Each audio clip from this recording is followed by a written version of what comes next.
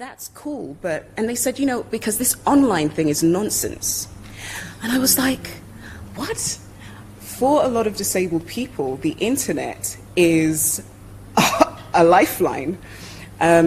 And it's one of the most practical ways to make contact with the outside world, right?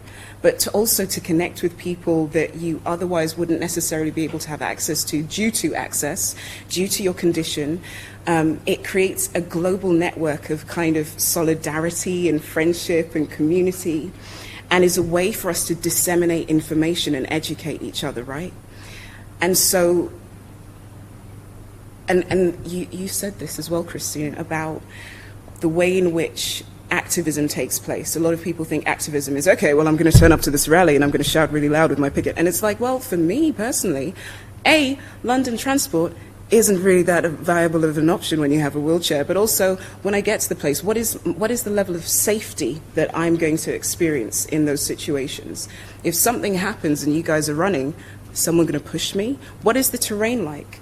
Will my condition even accommodate that style of activity, right? And so there are all these other ways in which we raise awareness, in which we educate, in which we elevate. And in my experience, in the limited experience that I have, disabled women and femmes, and especially disabled women and femmes of colour, at the forefront of transforming narratives and transforming cultures to become more inclusive, more diverse, more progressive.